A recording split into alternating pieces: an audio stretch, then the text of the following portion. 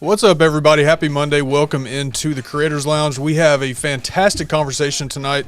Honestly, a conversation that is right on time for me. We'll get into why, but things are busy.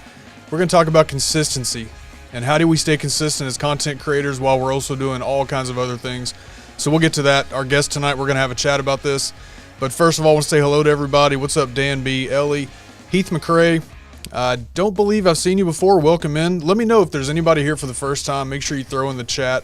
Just put in there new, first time, something like that, so we can make sure that we welcome you properly. Heath, welcome. Thanks so much for being here.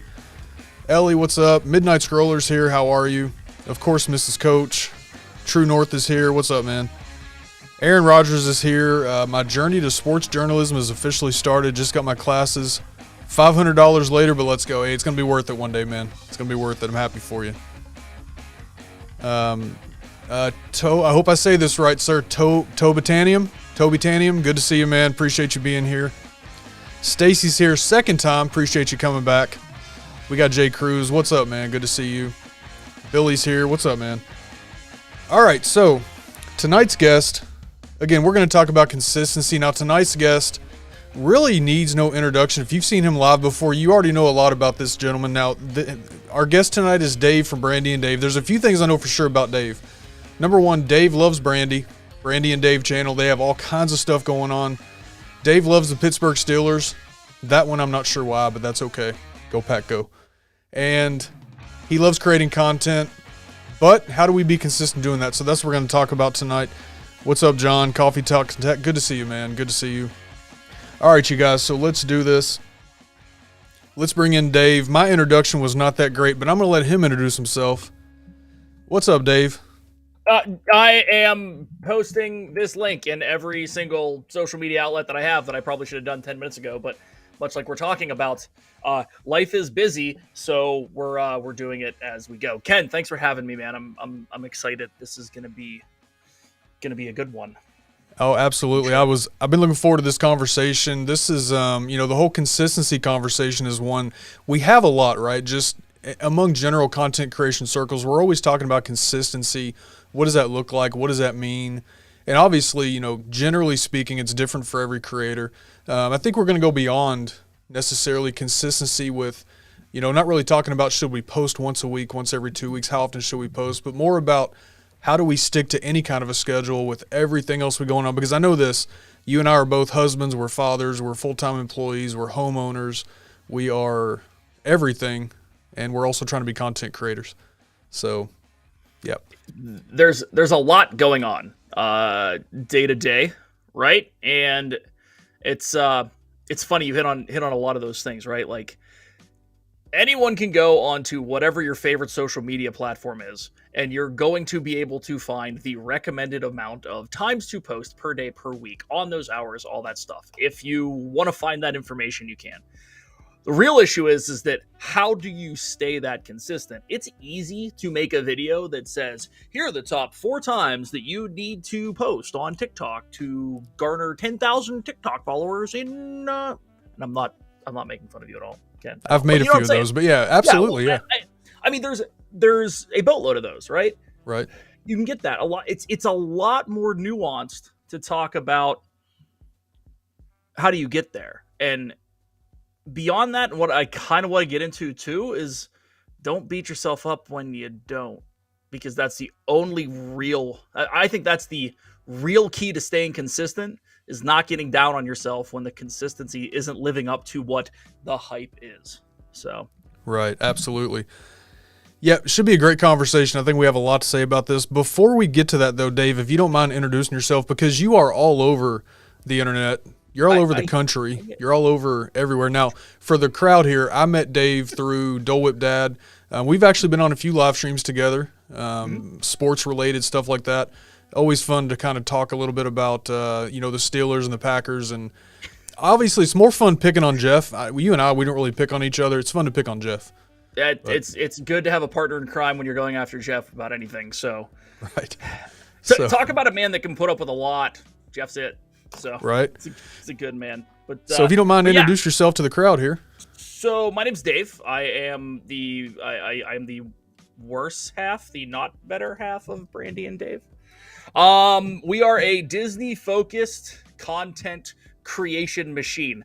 That's kind of an overstatement, but we started a family YouTube channel 2018. We really got into it, I guess. 2015 we had a couple videos out, nothing crazy.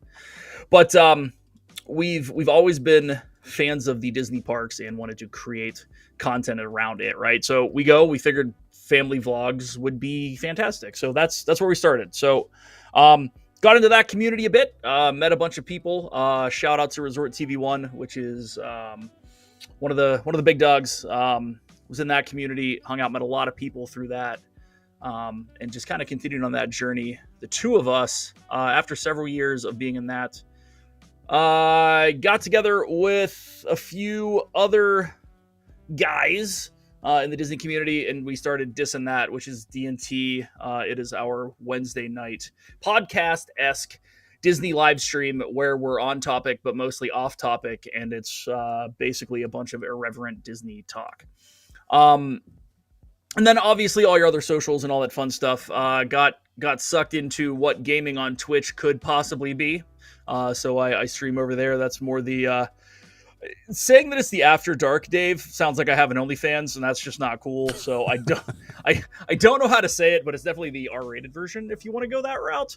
The not family friendly, I guess. But that's over there. That's the Dave Daily on everything.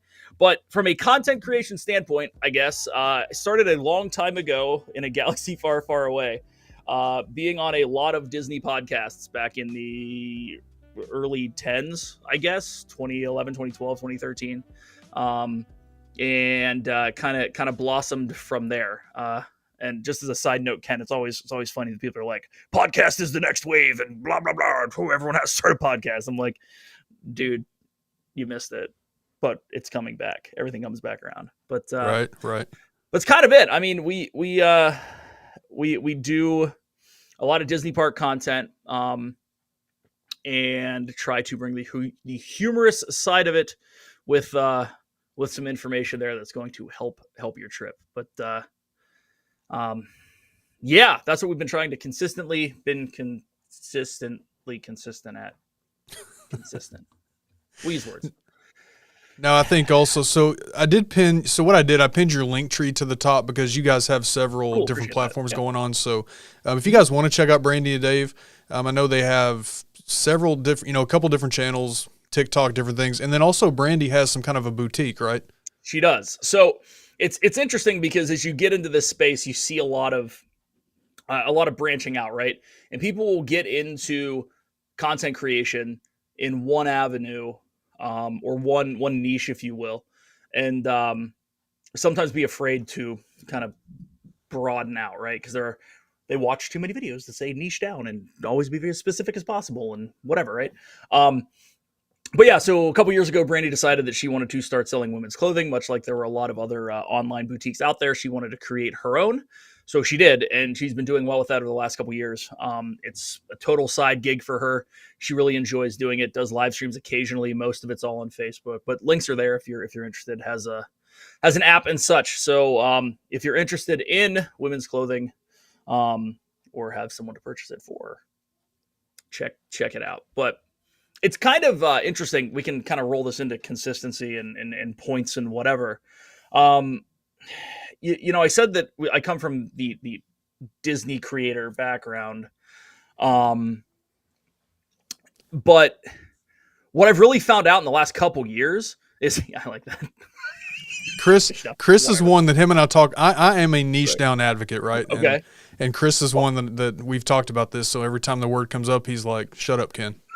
I have my own thoughts on that, but bear with me real quick. My thing is that Brandy and I have figured out that what we have created recently is more of a brand of us, of Brandy and Dave, as opposed to a Disney creator brand.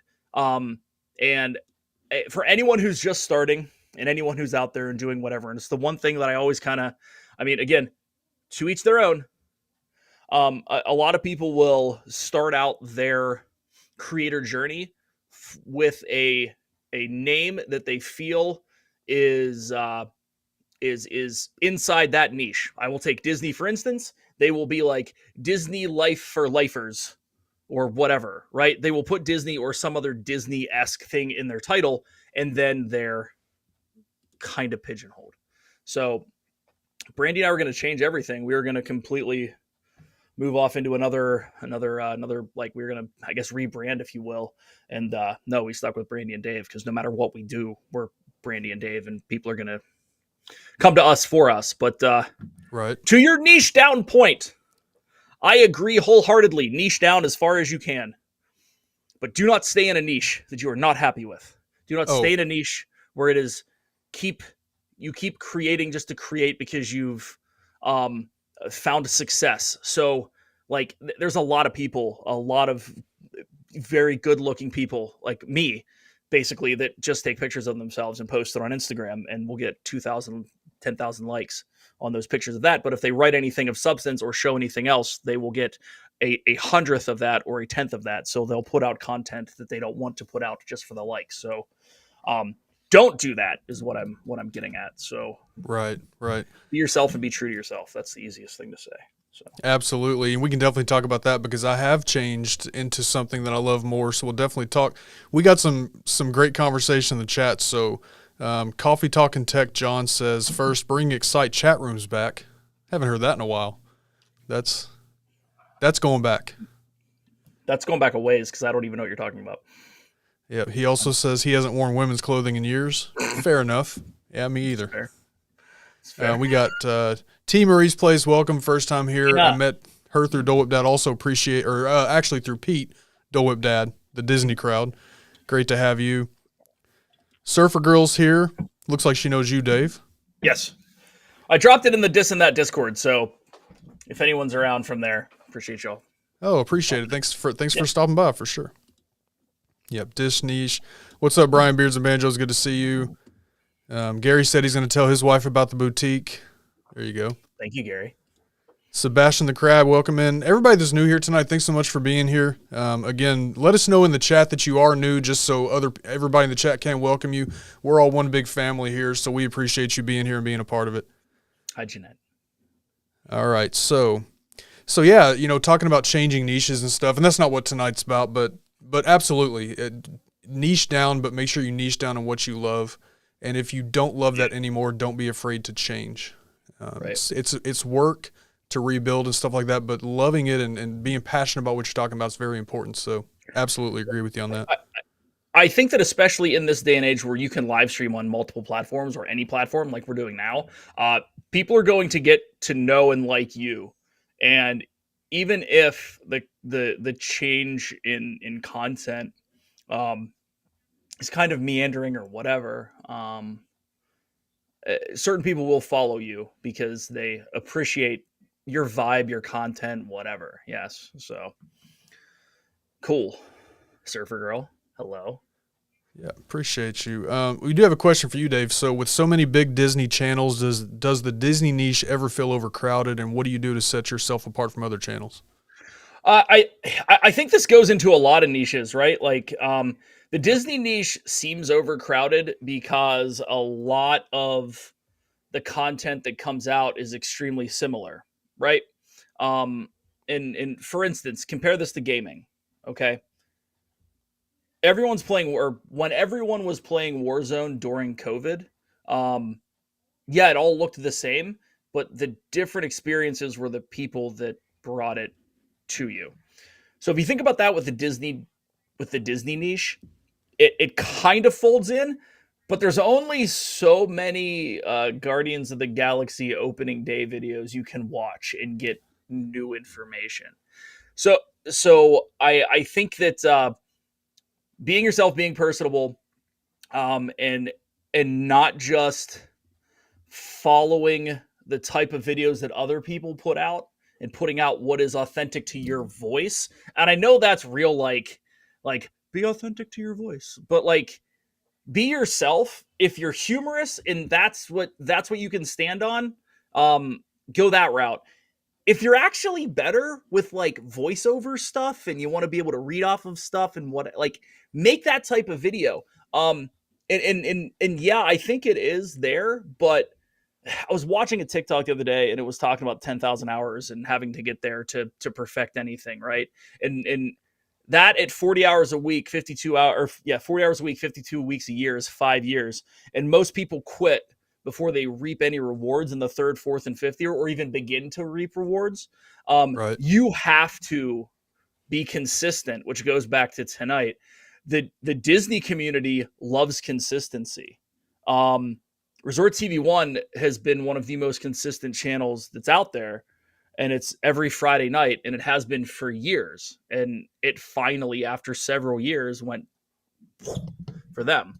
I mean, I think I'm answering the question. I don't know. It's Yeah. be yourself, but consistency goes a long way, because when you're just starting out in a niche that is already I don't even want to say that it's saturated, because you can always bring something new. Starting out at a niche where there's already a lot of established players, I guess, that are gonna get the official YouTube algorithm pushes and such. Right. You have to stay consistent, and you have to bring something slightly different. And I'm not saying it has to be completely different, but it has to be slightly different.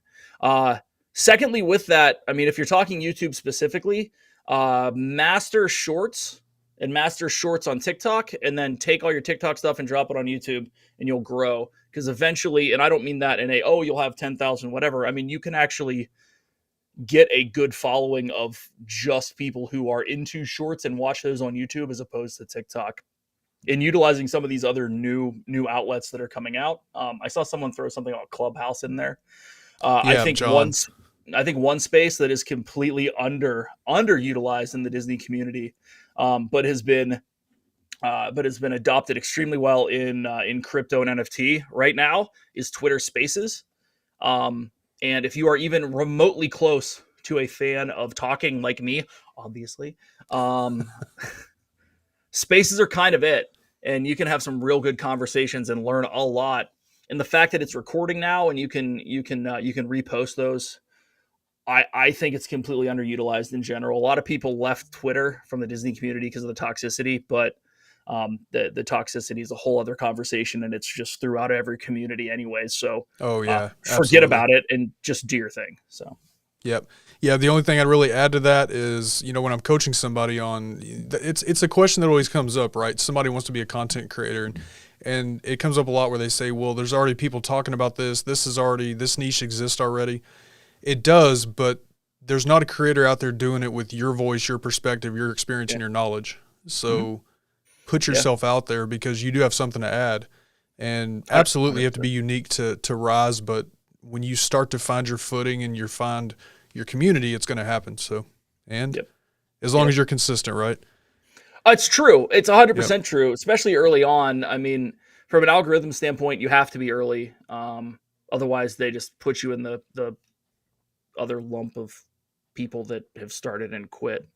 And Ken, one thing you always say is just record, just hit record. That's it too. I go back and watch early videos, and I'm just like, oh. Hell, I was watching one the other night, and I'm like, oh man. And it was just from our last trip, like in 2019, pre-COVID. And it was crazy, because I was with Corey of Corey Meets World fame. And we did it was like the first or second time we'd ever really hung out. And it was kind of like we don't have the banter that we have now. Like, if we redid a Brown Derby Lounge like dining review, it would be completely different and much more entertaining. So, it's got to be on the list. But yeah, don't be afraid to hit record. And every day you do something, it will be better than the day before. Absolutely. I'm going to put this question up here because I know you love talking sports, but I will tell you, Aaron, his name really is Aaron Rodgers, not the Aaron Rodgers, but he said, I heard you're a Steelers fan. What hurts the worst, Super Bowl 45 or Big Ben? I'm not sure if that's a shot or a genuine question, but. So 45 was one of those where, as a Steeler fan, if we made it to the Super Bowl, we won. And it didn't seem that they were going to have any significant trouble against the Pack, and that hurt. So Big Ben retiring should have happened 3 years ago. what hurts even more than that is the fact that they wasted the 20th overall draft pick on the quarterback from Pitt. We'll see how it turns out, right? I'm happy with the Packers draft. And speaking of that, Aaron Rodgers, I saw earlier. Go, Pack, go! Got to hit that sound every time I see him, right? I love it. So, Mrs. Coach, my wife says, I totally agree. When I'm trying to find something on YouTube and there's numerous videos, I'm going to go with someone who has good vibes, good information, good flow. Right. So why do you watch my – I'm just kidding. She watches my stuff because she loves me. So, what's up, Todd? Good to see you, brother. It's part of the contract, right? Appreciate everybody that's coming in here. The Steelers cheated a ring away from my cards, so they can't be mad at a Super Bowl loss. I would like to know how that. Okay, this is not a sports show. That join us. This is a good brother of mine, Gary. We talk sports all the time, but he will say things like that. I don't. Yeah, it's because his team lost. Gary's awesome, you know. That's great. Just kidding, G. Love you, man. Love it. And yeah, it's all about the thumbnail if you don't know the creator. What's up, Diablo? Everybody else has come in. Appreciate all of you. All right, Dave. So with everything that you have, I'm sorry. Go ahead. Well, I was just gonna say, are you a big thumbnail guy? Oh, absolutely, absolutely. Okay. Yeah, right. Yep. Trying to make them better all the time. Right. So with everything that you have going on, we talked in the beginning about, we're husbands, we're dads, we're full-time employees, we're homeowners.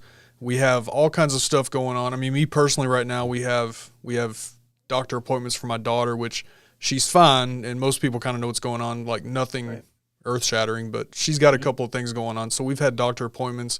I'm looking for a new job because we're moving. We're going to have to sell our house.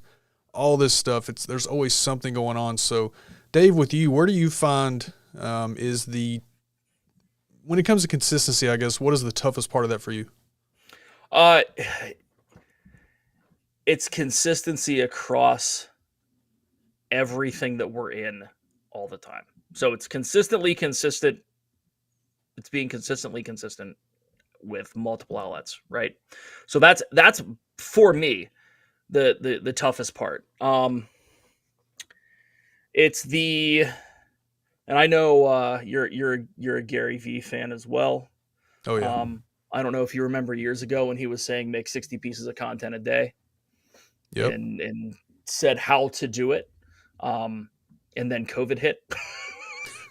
Literally 2 months later. I was on Jeff's stream talking about it and saying how we were going to do it. And I was at about 32. And then, world changed a bit. But that's a whole other story. But it's tough to say, all right, how am I going to engage on Twitter 10 to 14 to 18 times a day with any relevance? How am I going to put out 4 TikToks? How am I going to put out the requisite 2 to 3 reels, 5 to 7 Instagram stories, the 2 to 3 shorts on YouTube, and then make time to edit, depending on what you do, anywhere from 2 to 5, 8 to 12-minute videos a week. And that's not even talking about whether or not you have a podcast going or anything else. So all of that is a lot. And I totally disagree with the phrase that you can multitask.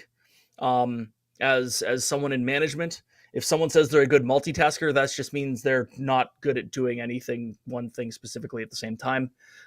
That's how I roll. But I think a change in thought process helped me, which is put out content consistently, and the per platform amounts don't matter. Take advantage of where your head is, where your heart is, what you think might be the best opportunity. So is it TikTok now? Are you actually hitting the algorithm on Instagram for 2 weeks straight because you dropped something, used the right sound, and now you've picked up 500 followers. So now it does make sense to throw a bunch more stories out there and try to keep them engaged, right? Right. So doing that, and then I guess instead of trying to do everything all at once, all over, rotate around that focus and try to hit as much as you can while staying minimal on the other side, right? So if Twitter is not your focus right now, do a good morning, copy a, hit up a couple responses, some retweets and such to keep everything motivated, but focus on whether it's TikTok or whatever. I mean, that's kind of where my head's at right now, because I probably have, I don't know, a good real 2 hours to create every night. Could probably stretch it a little more, but I'm also, like you said, working on other things, like focusing more on staying consistent in the gym so I can drop the 40 pounds that I need to. Um, You and me both. yeah, I just, you know what I mean? Like there's only so much energy, and what are you going to put it into? So, I mean, for me, it's been putting a TikTok out every single day, um, repurposing material on Instagram Shorts, and then trying to be on Twitter as much as possible. And I mean, we also, I kind of help Brandy where I can with her boutique. I got this and that every Wednesday night, so I'm trying to work on that as well. And I still am interested in keeping the Dave Daily going so that we can get into Modern Warfare 2 at the end of the year and start streaming more on that 2 to 3 times a week. So there's a lot, and I mean, I will say the other thing is that sometimes giving yourself a hard deadline on when to start. I know I'm pretty ADHD when it comes to a lot of stuff, just kind of all over the place. And if I don't have a hard deadline, I procrastinate a boatload. So I gave myself a hard deadline to start TikToking once a day, and that's all I wanted to do. If I get 2 a day, cool. If I get 3 a day, cool. But more often than not, and that was I believe beginning of January, if you go back and look. Right. And I've been pretty consistent at that. So as a tool, I guess I'll throw it back to you. I'm sure that you have comments at this point. I've said a lot of stuff. So Yeah. So I've got kind of a take on so going with what Tommy's saying here. Would you rather master one platform or be mediocre at a bunch? The way that I've kind of developed. So when I first started, right, I was on YouTube, I was on Instagram, I was on TikTok, and I'm still on all those platforms, but just doing them a little bit differently. I was on Twitter, I was trying to do a podcast, I've got a couple live streams a week. I'm trying to do all these different things, right? And I finally decided one day, like, I can't focus on this many things. My two main focus, my strategy at this point as far as consistency, my two main platforms are YouTube and TikTok. And mainly those two because of how different they are, right? TikTok is somewhat easier to create content for. I do a lot of original stuff. It still takes some planning, but it doesn't take the days and days and days and weeks of planning that it may take for a YouTube video, depending on what that video is, right? So that's where my strategy is. Plus, I create content for 2 companies and things like that. So I had to do things like do away with the podcast for now. right, I definitely want the podcast back at some point, and it will happen, but I've got to first, that's going to be probably when I get to the point where I'm a full-time creator, I think. right, Now, I'm a little bit more lucky for the most part, and then I do work from home, so I can stay up until, midnight, 1, 2 o'clock in the morning, and it's not a big deal because I don't have that extra hour of, getting up and getting in the truck and driving and all that, so that does help a little bit. But it's definitely hard. So, to Tommy's point, I'll say master of 2 platforms. I don't focus a lot on creating content. So I use Instagram for sure, but I don't really create a lot of original content there. I really just kind of post and hang out. So that's my take. Now you have, I counted between you and Brandy, you all have about 10 different platform accounts. yeah. So how do you all approach that with that many accounts? As of right now, and this focus has switched. At first, Brandy was on Instagram, I was on Twitter, and we were kind of going back and forth with TikTok, and then we would alternate on how we were editing videos. That was when we were doing a lot of longer form video. I still have, I'll bet you 85 to 100 hours of video shot on Disney property from 2019 from 2 trips in 2019, technically 3 trips in 2019, one in 2020, and then this one that we just went on in 2021. So I have a boatload of stuff I could put out. The issue is the stuff from 2021 was a little different, and it wasn't really filmed in succession. Like, it's real tough to put together right now. I tried to do it the other day, and there's just missing parts, and the story's not there, and whatever. So the whole quote unquote trip vlog, which is what I'm talking about, where you wake up in the morning, hey everybody, thanks for being here, blah blah blah blah blah. You talk through it, you try to find a couple places in the middle where you could theoretically end it and film a couple endings. I have a lot of that. So at any rate, there's a lot of it that could be put out, but I just don't want to at this point. And I haven't admitted that to anyone. So if you're here, there you go. Editing's fine for me. I just it's tough to go back 2 years and say this was new stuff, and it's basically a throwback Thursday every single day. It's funny. I didn't really, just on that point, I didn't realize how much. So I was in Pete's stream. Was it no? What day was he? They were talking about the Disney desserts and some of the new, like they were talking about the new Disney store and things like that. Mm-hmm. I didn't realize how many Disney properties there were and how much stuff Disney actually has. I mean, so I kind of wonder too now, by the time, like you just said, kind of throwback, by the time you get to that now, is that stuff even still exist? Does it look the same? Some of it, yes. I mean, the thing is that if you're in the area and you can go to the parks 4 days a week or whatever, even if it's every weekend, and try something new and be like, hey, this new snack just came out 3 days ago. That's cool. For me, I can't necessarily go and I can't go and talk about the latest menu updates. What I can do is do that on a live stream. And Brandy and I were relatively consistent on live streaming on Tuesday nights at 6, and then it just went away because of family, because Gianna was in 3 different things. She had a bunch of stuff going on, and we just couldn't commit to it anymore. So that's unfortunate. We'll get back to that at some point. But to that point, I mean, we've split that up before for the channel. Now, her main focus is on building a business, and that's the boutique. So we're in this odd kind of spot right now where we have built this brand of Brandy and Dave, and we really enjoy the people that we've met through this and the people that are around us in our communities and all that. So we continue to do that, but those outlets have been completely different. Those outlets have kind of folded into the boutique. They've folded into this and that with the other guys. And it's me doing stuff that I like to do, which is the kind of real quick one-off 12 to 40 second videos, the short form stuff that lends itself more to comedy, right? Like I can repurpose video that I have from November that if you look through my Twitter or my TikTok feed, you will see the exact same video used with 7 different sounds that all have different hooks.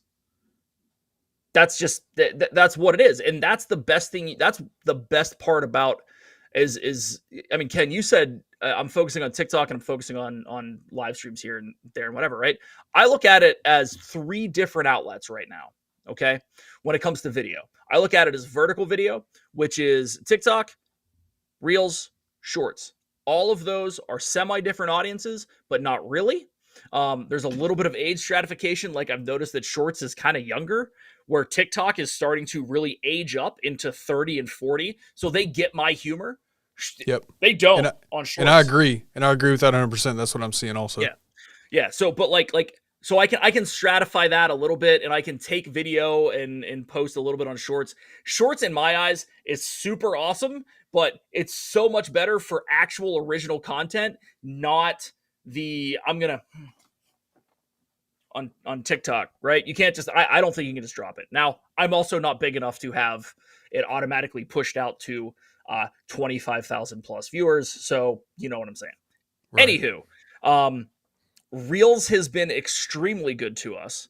I think Instagram Reels, because Instagram in general had already aged up, but now you're also getting a different take. I think you're getting some younger, like my daughter uses it a ton. She's 15. So That's surprising to me, to be honest, that it's kind of aging back down with Reels, but there's still that stuff up there. Plus, they've done a really good job of integrating TikTok style music quickly, right? It native to the platform, able to do that, and then the interest based algorithm as opposed to the follower based algorithm. But it's also interesting that Instagram is extremely mature when it comes to follower based algorithms, follower base at all. That they weave that into it. It's a weird combo, and I think I like it. And you can see TikTok moving that way with them showing you now that your followers like your stuff. If you haven't noticed, yep, they changed it. Yeah. Okay, that's a whole other conversation. Let me put that aside for a second. So I see this three is all great. things. Yeah. So 1, vertical video. 2, long form horizontal video. Right. And then the third is live stream. And what's interesting to me is live streaming here on YouTube is still king, right? Live streaming on TikTok is super interesting. And the completely underutilized one, and I think it's because they don't save your stuff, is Instagram. And people do not go live on Instagram enough at all. I follow way too many people on Instagram, and no one uses it. Yeah. And so I think that, and back to that question is how do you become something? How do you make a name for yourself? I saw a comment in here that people who want to get to 1,000 views need to make more videos on YouTube. I don't necessarily, or 1,000 followers. I don't necessarily agree with that, but I agree with the fact that you have to do 2 of the 3. You have to be live on YouTube in shorts, or you have to do really good videos in shorts. That's how you can grow on YouTube currently. Now, again, your mileage may vary. I don't know, but that's just, it makes sense to me, right? And you're right. Most people are looking for the YouTube monetization. And yes, I agree. So that's a lot of people think that that's the hurdle to cross. And it still kind of is, because you get the mobile live streaming. A lot of people think that it's the monetization that's the issue, but it's the fact that you can go live mobile now, especially in the Disney community. That's huge to be able to go live from the parks. But you can also go live on TikTok after 1,000, and the amount of people that are going live from the parks on TikTok right now, whoo, buddy. Right. Telling you, there's a switch from horizontal to vertical media in the near future. Jeff and I talked about this recently, but yeah, so I think that's that.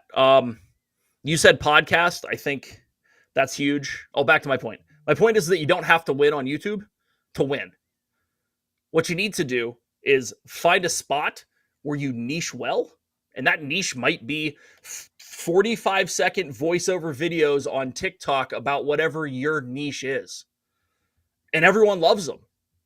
Just continue to do that. This YouTuber thing that is in a lot of people's heads isn't a YouTuber thing. It's a creator thing. The next step, if you really want to become full-time and you want to monetize, it's not the gifts and ad revenue that you get from YouTube.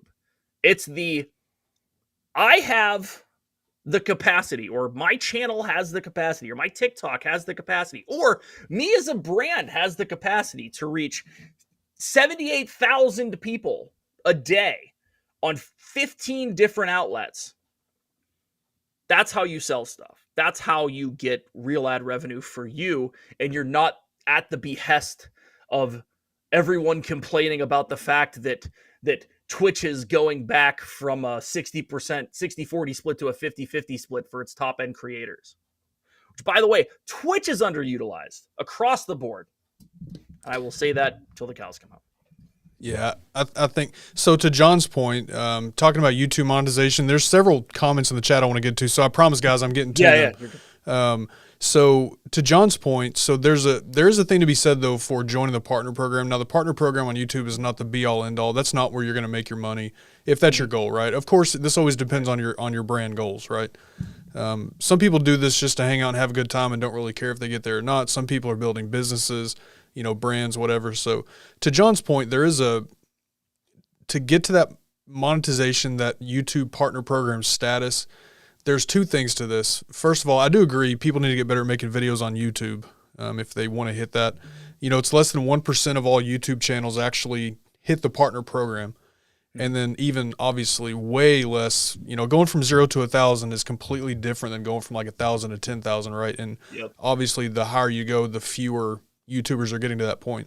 Now, what's good about the partner program is the vanity metric of it. There is the truth to the fact that on YouTube, if somebody comes across a channel, if me and you make the exact same video, right, and you have 1,000 subscribers and I have 200 subscribers, right, odds are they're going to look at your video first because the vanity of your 1,000 means that your video is better than mine, you know more than me, whatever. So people are going to go to your videos. So that's where the partner program is really valuable. It starts to give you that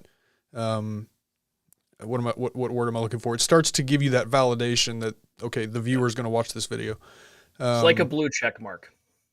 Yeah, exactly. Now for TikTok is a little bit different. TikTok, I see it as more of a free for all. All kinds of content on TikTok. There's people doing good things. There's people that are not, and that's on every platform, right? But that's what I would say there. And I do agree across every platform, the better you get at making videos, the better chance you do have to be successful. Right. Can I talk to one point here? Tom Barron podcast. Sure, every niche is different, but in mine, some of the biggest on YouTube, notice that the ones taking dumb sponsors and trying to sell the world viewers having short shelf lives. Yeah, I agree. You never, ever, ever, ever, ever promote a product that you don't yourself love, enjoy, and use. That's a whole different conversation. I'm talking about the fact that you can start to you control your own destiny more so at that point. Because if TikTok pulls your stuff down, you're done. But if you have the what am I looking for? If you have the relationships with people, with products that you actually care about, use, and care for, and they care about you, a real relationship in business, then yeah, that's the way to go. I'm with you. Well, there are a lot of people that just sell everything, and that's not a good thing.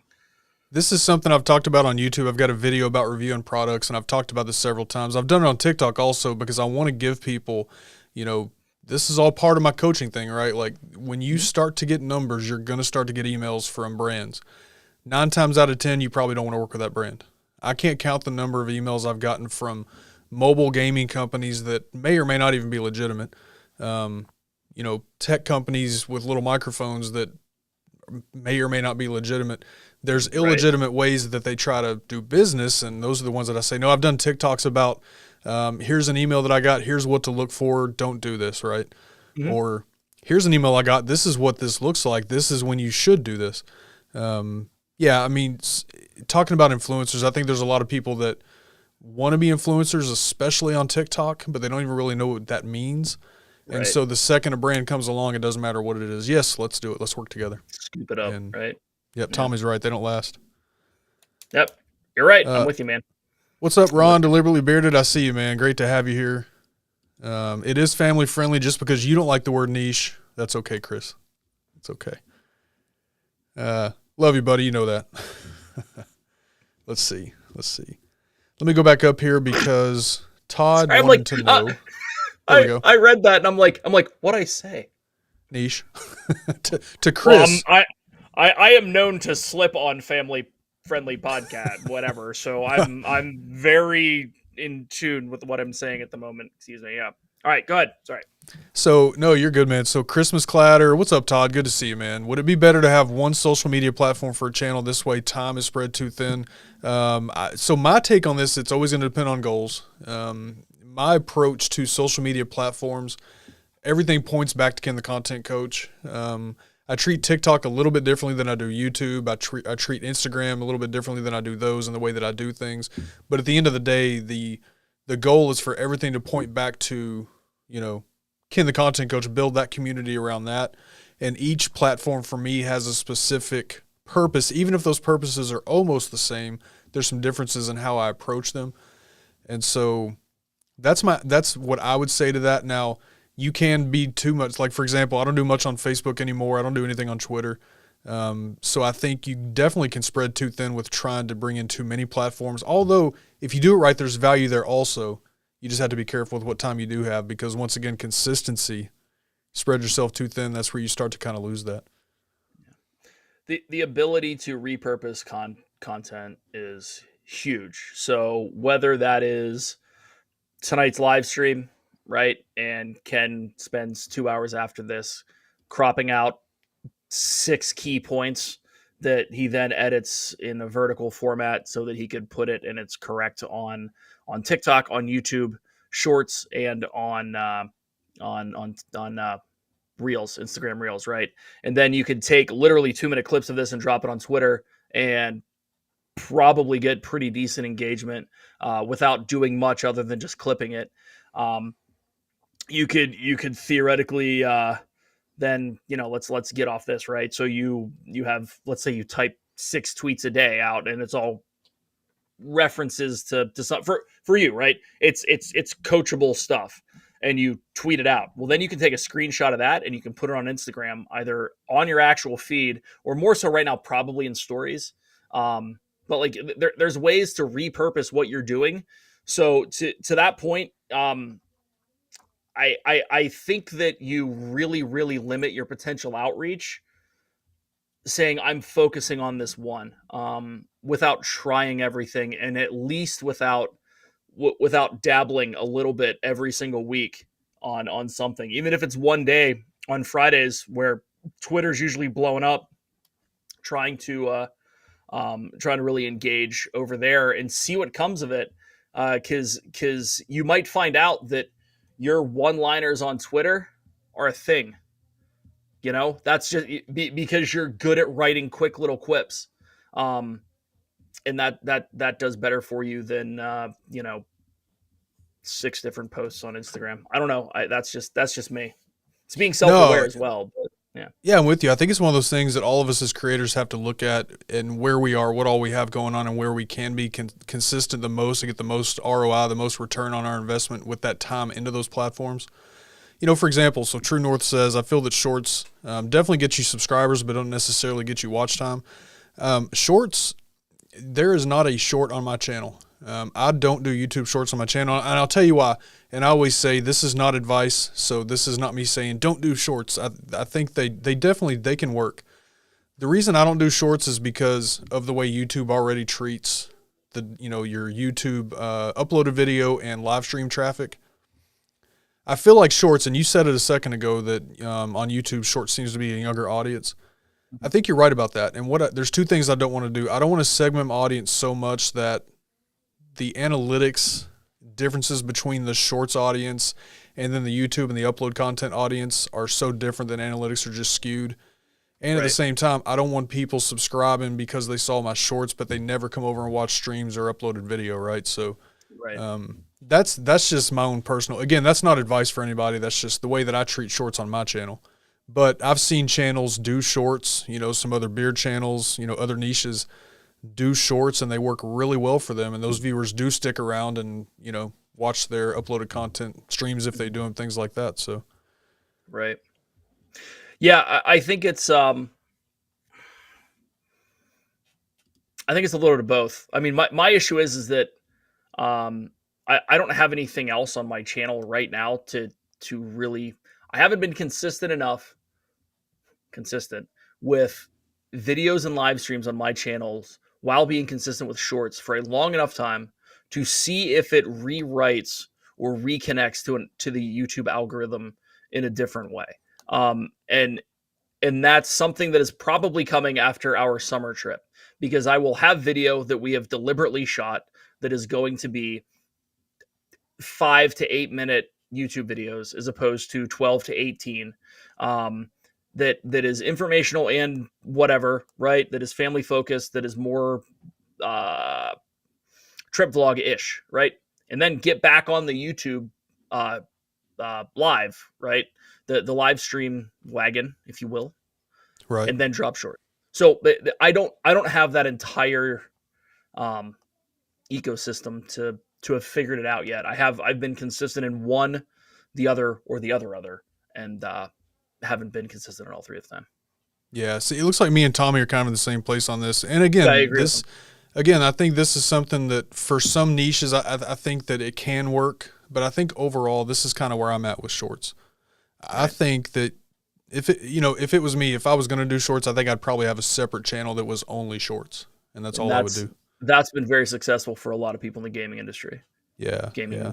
gaming content creation industry, I guess. Yep, knowing your audience is key to understanding where you should spend your Yep. time and really the overall success of your entire channel. And right, John, and I know me and John are kind of like we have a lot of the same beliefs when it comes to this stuff. So, Right. yeah, John, where are the live streams at, man? We miss your streams. And that's another thing, right? I mean, health and mental health issues. That's something we talk about as content creators. Also, consistency can Right. be hard with that. Absolutely, for sure. Yup. I agree. Yeah, my take on Consistent. that. Go ahead. Sorry. You're I good. was just Aaron Rodgers says consistent is the drinking word of the day. There you go. It would be consistently. You would be consistently sober, right? Not at all. Anywho, Right. Yeah, shorts and highlight clips channel is a great idea, 100%. Um, I'm really interested to see all of these things that YouTube is currently stealing from Twitch. After the Tim the Tatman, the Doc, the Courage move from Twitch, and there are several others too. Those are just the three that pop off in my head. The clips metric, which I until they have a clips tab on your channel, clips don't matter because clips are a thing. They should be there anyway. But the gifting of memberships is gonna be huge. And the offline donation ish type thing, again, going to be huge. But those things there are all and emotes, right? So the membership stuff in general, right? So Yep. so all of that, and as soon as YouTube decides that they are going to really partner with Patreon, it's gonna get real interesting, especially for the gaming community. Yeah, I'm interested. I don't know if you know. Did you see also TikTok is doing the subscription thing now? Also, I did, dude. it's really weird. It's like invite only. So creators that have gotten subscriptions, they can invite other creators to it. I don't know why they do it that way. Why not just open it up and say if you have this many X number of subscribers, you're eligible?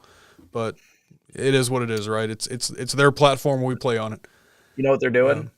It's the Clubhouse thing. Everyone wanted Clubhouse for a hot minute, right?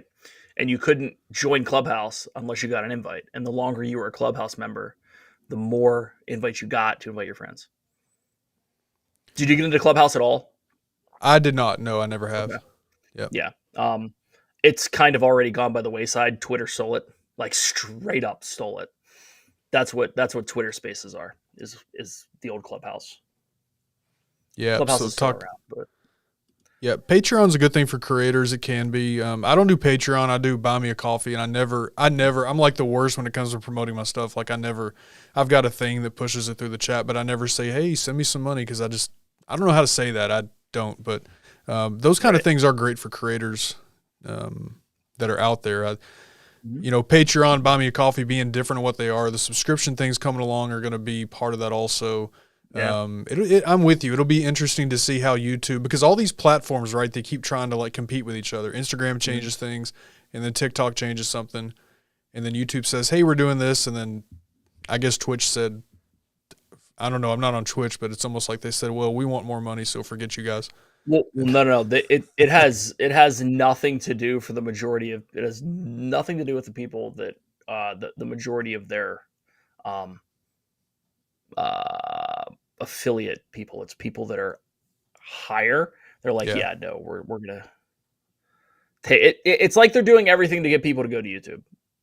Right, exactly. They could legit. I mean, you talk about people that aren't just affiliate, that are partner on Twitch. That means you have an average of 75 viewers for a long time, and on Twitch, that is not easy to do. Trust me, not easy to do. And throughout building from what the Twitch affiliate program is, which is 50 followers, right? That's when you can monetize. 50 followers, average of 3 viewers. You can do that on your own in a month, Ken. if you have 2 different devices, you can do it without anyone watching it, which is kind of junk. But while you build from 50, where you build up to an average of 75 viewers, you're probably already building up a YouTube channel. So you have people that have a couple hundred people watching, aren't the biggest streamers, but aren't the smallest, that have 50, 60, 70,000 people subscribe to them on YouTube on multiple channels because they have a first one, then they have a shorts one.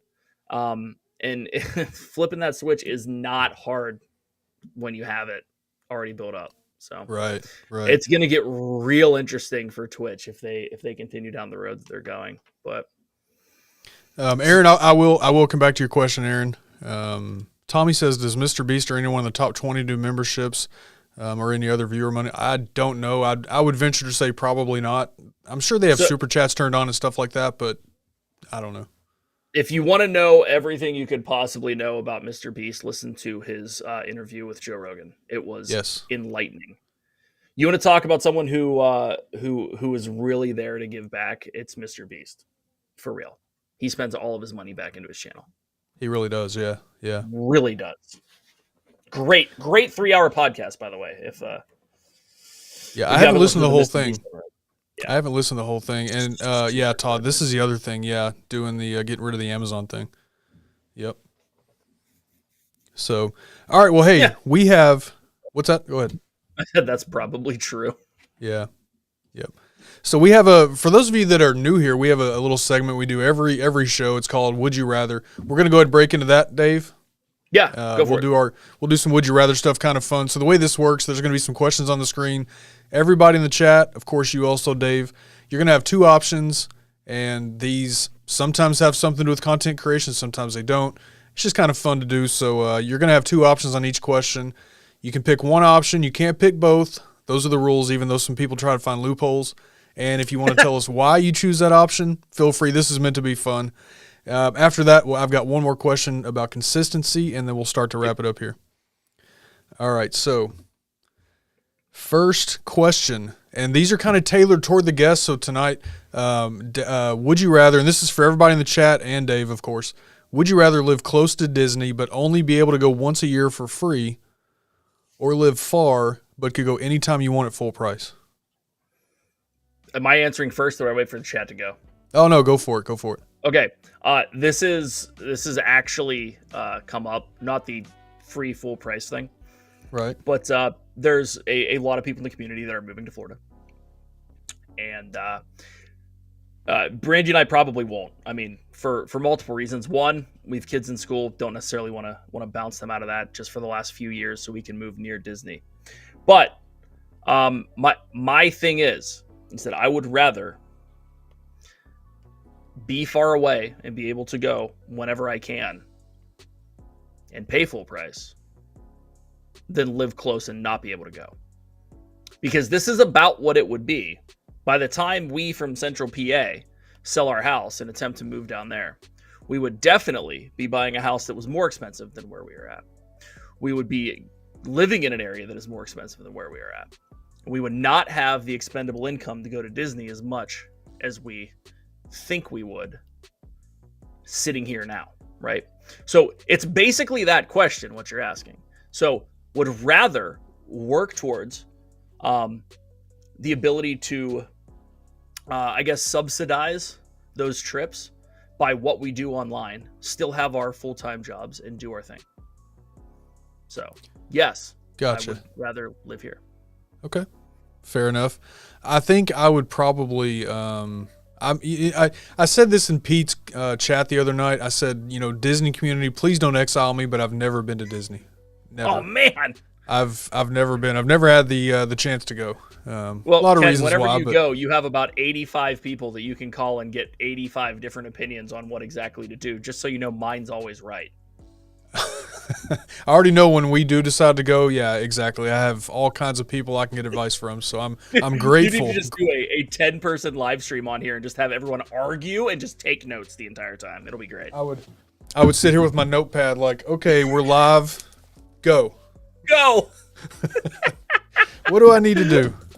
I love it. I love it. So, but I think I would say I would still do the live far and go anytime I want, mostly because I don't want to live in Florida. Right. Too hot Python. weather, all that kind of stuff. So that's mine. Let's see, in the chat we got Aaron Rodgers says live close. I already do. Now he lives in California, so he's close. So what's the difference in the two Disneys, Dave? So Disney World is in Florida. It is 4 parks. It is the second park that was created. Disneyland is the OG in Southern California in Anaheim. That was Orange Groves. That it was turned into Walt's actual playground. Right. Walt didn't live to see the fruition of Disney World. So Disneyland is considered the only park that Walt ever walked in. So there's a lot of history there, and the differences aren't super great, but there's a lot more than you would think, right? And you can get into some very, very toxic conversations from people who love Disneyland and do not like Disney World, and vice versa, or which is better. But much like every niche, that is consistently the point, is that there's always two sides to everything, and they will always argue, even though everyone who goes to Disney World wants to go to Disneyland, and everyone who goes to Disneyland wants to go to Disney World. So it's interesting. It's really that is interesting. What's up, Dan? Good to see you, man. So Dan says our, the series. Our castle's bigger on the East Coast, so. Oh, okay. Whatever. Dan C. Bearded says the series on building the parks on Disney Plus is amazing. Haven't seen it. I'm assuming you probably have. I haven't, actually. It's one of the few things I need to watch that I haven't watched. But yeah, I mean, I remember, back in the day, they'd have like Disney Week on the History Channel, and it was just all the behind the scenes stuff, and I ate that stuff up. So Tommy's got a great point here also about that question. Live 15 minutes from Delaware beaches, 40 minutes from Ocean City. When you live close, you take it for granted. Rarely go, but tons of friends go. It's a good point. I live close to the Kentucky Derby. Couldn't care less. I'll watch it on TV. It's kind of true. The things we live close to sometimes. Man. Yeah. Good point, Tommy. My wife says, I like Disney, but I'd rather travel around the world and vacation in different places than go to Disney multiple times. Fair point. You can. You go to Epcot, and you can go to 11 countries in a day. And drink in every one of them. What's up, Amber? Good to see you, man. All right, next question. Would you rather watch only Star Wars for the rest of your life, and this is all you can watch, right? You have to pick. Right. You can only watch Star Wars for the rest of your life, or your favorite NFL team always have a winning record?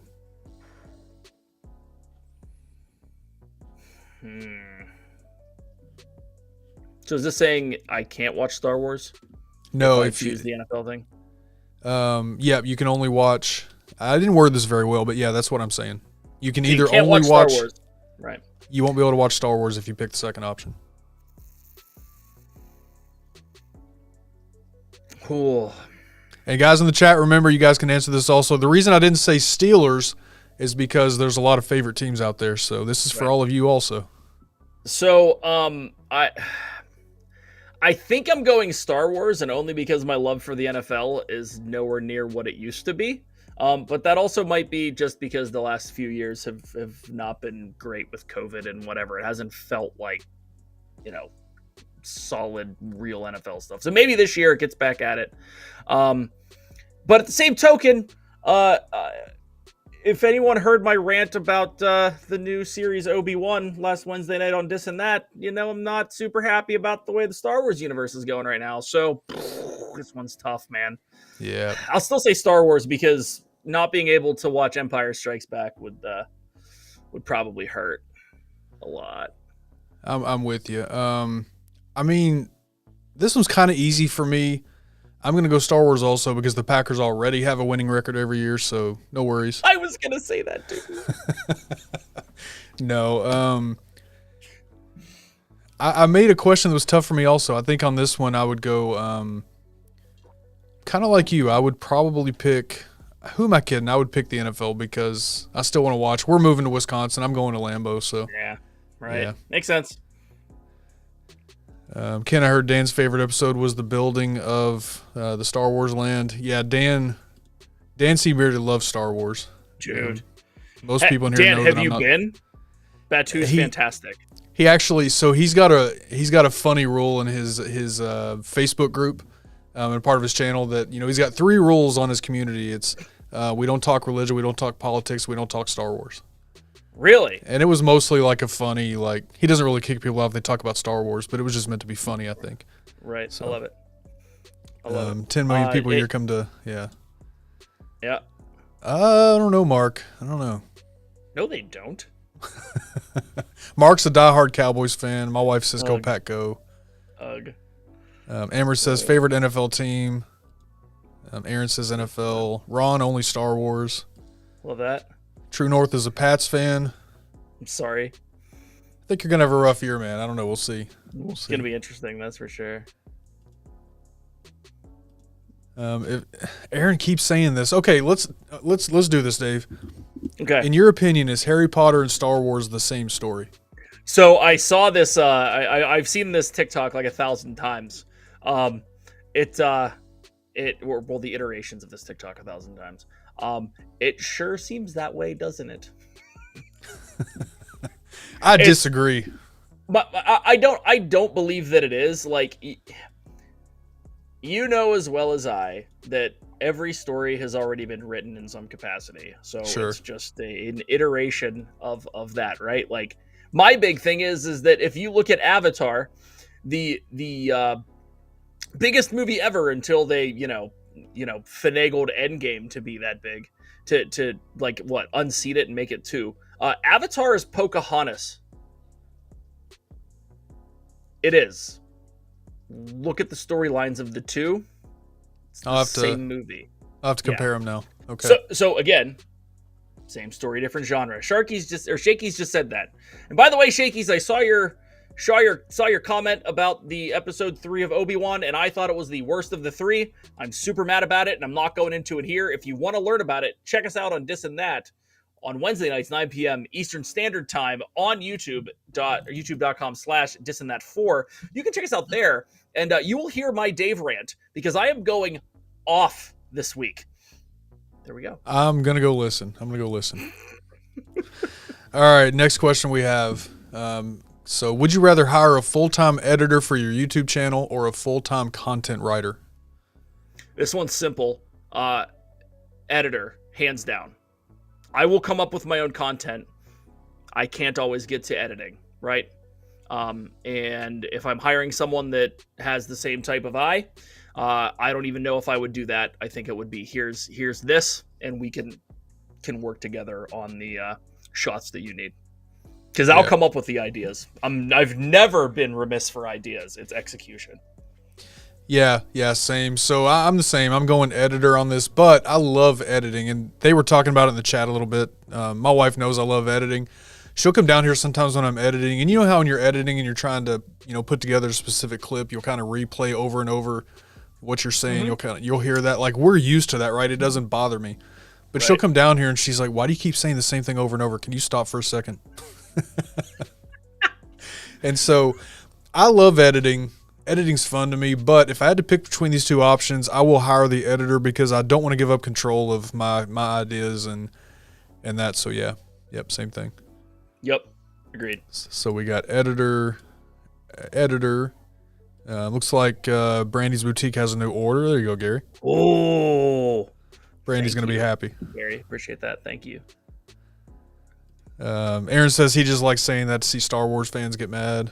It is pretty funny, man. Ron says, can I hire both? I mean, for your channel, absolutely. For the rules of this game, sir, you got to pick one. Got to pick one. Editor. I'm not surprised most people say editor. I think most people don't like to edit, it seems like. I think a lot of that, I think that's the bottleneck for a lot of people's content is their editing skills. A lot of people think that you just put a video together and put it on YouTube. It's not that simple. It's not taking an 8-minute shot 8 minutes worth of video at the parks and putting it together. You have to be able to do all of those fun little cuts and whatever you need to keep people's attention past the 8 seconds that this society has deemed as what is necessary. Some B-roll, some sound effects, good cuts. Yeah. Yeah. Music. Even do you even use that music? little Do you not? the new trick that I haven't learned yet that I need to is it's like the Dave's face is here, and then all of a sudden it shifts into here, and then it shifts back out. You know what I'm saying? Like it's just You that know, quick. you want to know how I do that? Hmm. It's so simple to do. And what do you use for editing? What program you use? Premiere Pro. So it's going to work. I mean, I use Final Cut Pro, but functionality wise, it's going to be the same. So if I have that section of video that I want to say, that I want to make sure is emphasized by my face, coming up here, I'll make sure that I cut right before and right after exactly what I want to be in that big frame. Okay. And then all I do is basically use the distortion feature to blow that section up. That's it. Basically, really, you're basically so cropping that so that it's bigger. Yeah. So I mean, basically, you go from 100 to 125 and then center your face. Yeah, I mean, I usually just grab the corner and see what looks good. But yeah. Right. Yeah, I know. No, I didn't mean that specific. I was just. Yeah, that's all that I do. Yeah, I cut right before, right after, and then blow that part up. That's it. Love that. So have you used Final Cut Pro? Do you use it to edit all your TikToks as well? Sometimes, most of the time, no. Just wondering. If I want to create something, there's specific videos if I'm talking that I do want to give more of that production value to. Most stuff on TikTok is not like that, right? I think content on TikTok seems to be more appreciated if it's just that authentic pick up your phone, record, post, right? Right. So that's mostly what I do, but there are some videos if I want to add more production value that I will record with my camera, edit in Final Cut Pro. Right. Love it. Gaming was complete opposite, man. You had to drop everything into, or is, not was, but you know what I'm saying. Right. What's up, Tech Troublemaker? He says Star Wars and a full-time video editor. And hey, I'm going to be live with Roy tomorrow night, 9 p.m. Eastern over on Tech Troublemaker. So if you guys want to check that out, there is Roy there. Give him a look. Check his channel out. He's going to have a good conversation tomorrow, of course, about YouTube content creation, my favorite topic. So looking forward to it, Roy. What's up, Dagan? Oh, dude, Final Cut Pro is amazing. I mean, Premiere Pro is also. It just depends on, how do you want to pay for it? What do you want it to look like? They essentially do the same things, but I'm definitely a Final Cut Pro guy. Right. All right, next question. Would you rather spend a month learning content creation with Roberto Blake or Casey Neistat? And this question's tough because they both kind of they talk about some different things, right? Yeah. Casey Neistat is like the filmmaking expert, and Roberto Blake is like the overall YouTube analytics. Your thumbnail should look like this, overall everything. So, I think it would be Neistat because I think my filming, as much as I continue to get better, lighting, filming, like that's something I'm good. Like you just said, picking up hey, what's going on, guys? Like I'm okay with that. I think I have a boatload to learn when it comes to actual filming. Yeah, Neistat for sure. So you're going the filmmaking route. Yep, 100%. Both are outstanding options. That also lends itself to more so what we do. Right, from a vlogging capacity as opposed to a creating and whatever. Plus, you can learn analytics elsewhere. Fair point. I'm going opposite though. I'm going Roberto Blake because I am such an analytical person. I love thumbnails. I love the science of YouTube. Right. So Roberto Blake, he's one of my favorite YouTube educators. I love watching his stuff. So, dude, if I could spend a month with him, and learn all of that stuff even more. I mean, I know the stuff, but not nearly like he knows it. Right. It would be an amazing month. Tommy says Casey any day. Mark says I'll spend a month with Ken. Mark, I appreciate that, man. I appreciate that, brother. Gary, no idea who they are. Gary is he's a company owner, not a creator necessarily. If you were a content creator, I guarantee you'd know who they were. Roberto has fallen to churning viewers for money. I don't know about that, Tommy. I don't know. I don't know. My wife's being sweet. She'd rather spend the day with me. Aww. Dr. Elo, what's up, man? What's up, brother? What's up, dude? All right. So that's mine. We got one more. And probably for you, this is going to be simple. But Yeah, for this is you and true. everybody in the chat, would you rather spend a day at Disney or a week at the beach? Or a week at Disney or a week at the beach?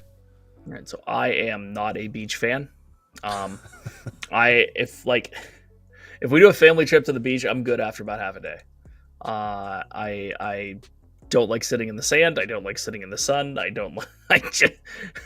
I'm like, okay, this is cool. I'm gonna go hang out at the pool and drink White Claws or bourbon or something, right? Like that's me. Disney all day, and I'm sure it's gonna be split. I almost guarantee it's gonna be split in the chat. Oh, I would imagine so. So I already knew my wife. Her answer was going to be the beach. That's her place. Right? Mark says the beach. Gary says Disney. Roy says Disney. Ellie says Disney. Nice. Aaron Rodgers just hates both places. You got to pick one, sir. These are the rules. Yeah. Don't like sand. I don't like sand either. I don't. It gets everywhere. What's up? Appreciate you, Dr. Elo. It really is, man. It really is. So many good people here. True North lives on the ocean, so he'd say Disney. Nice. Disney would be fun, but what's that? I was just asking where in Boston. True North, where in Boston are you at, man? So beach. It looks like it's. We'll say it's pretty much split. Disney at Christmas time, bro. That's the win, for sure. Okay, so Todd is a. I don't know if you know Todd or not. Christmas Clatter. Do not like it. Loves Christmas. Todd's a really, really good guy. But what's Disney at Christmas time? What's the big thing there? So all the parks are decorated. All of the resorts are decorated. There are multiple massive trees. They do massive gingerbread houses, and other displays. Right. Parks change from their standard music to Christmas music. There are multiple rides that are then themed after Christmas. They do evening shows, special treats, all kind of stuff. So they really, really embrace the holidays. Epcot has its own festival. It's Festival of the Holidays. So all of the countries do their own kind of holiday tradition presentations that are really cool.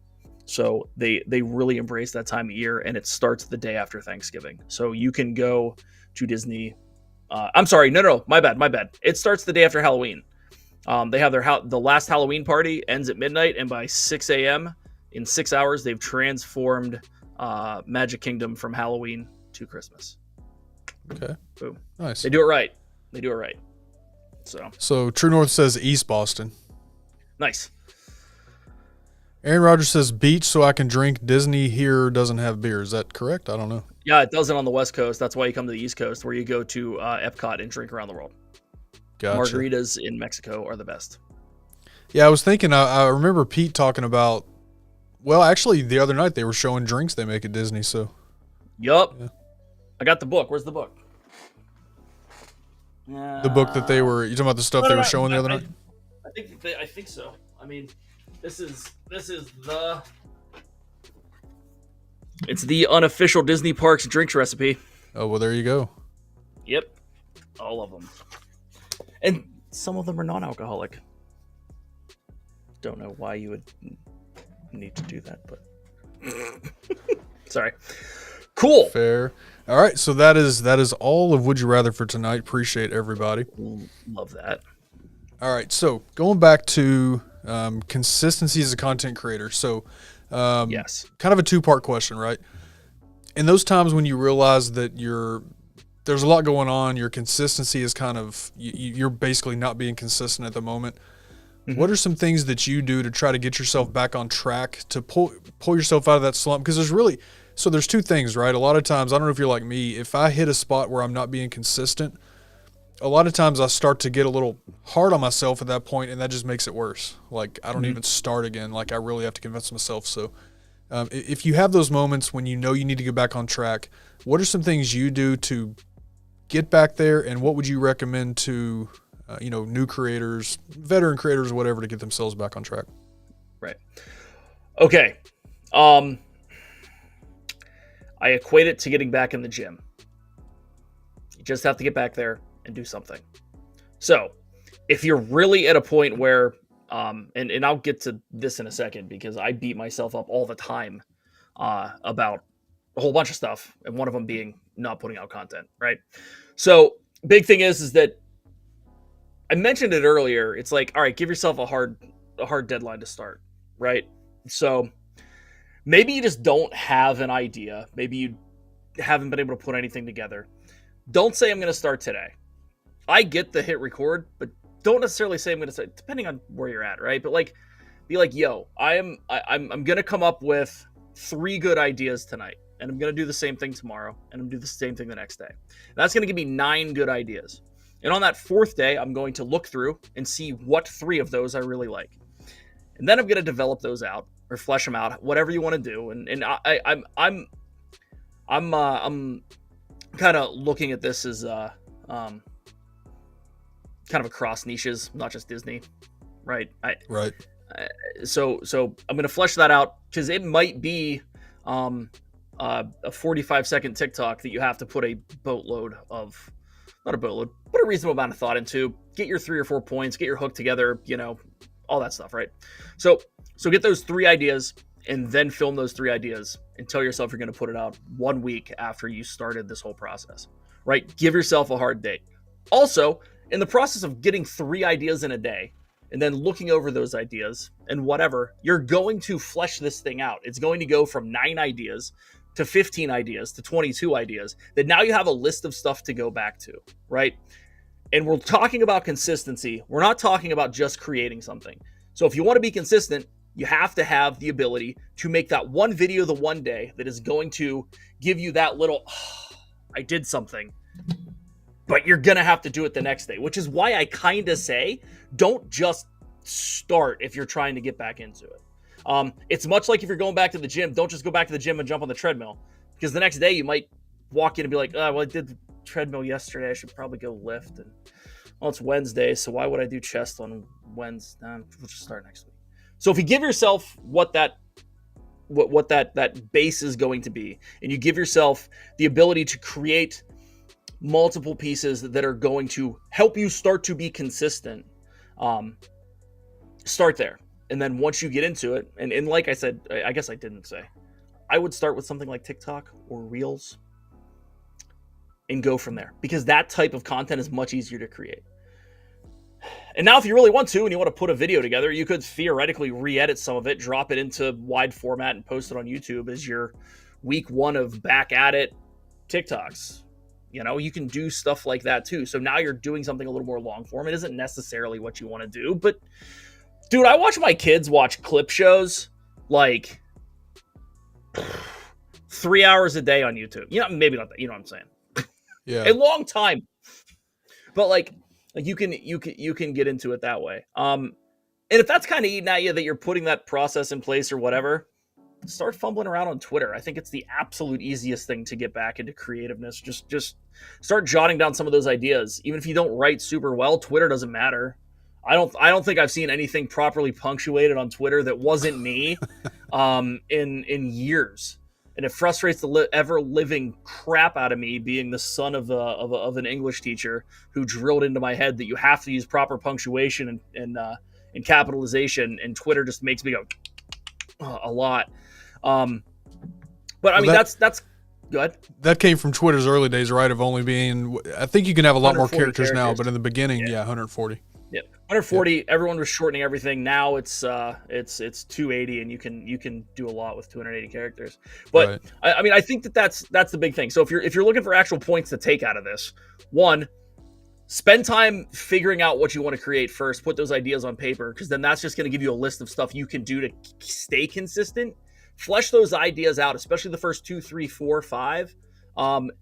Give yourself a hard deadline of when you want to start, and tell yourself that 1 a day might be too much, but 4 a week's good. And I'm going to work my way up. So again, it's just like going to the gym. Have a plan.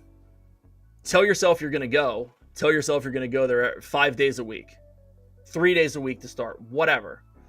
Now I know that's kind of the wading into it. And I know there's a lot of people that are pretty hardline with some stuff. So they might be able to tell themselves, I'm done. Again, I equate it to eating better, being healthier, right?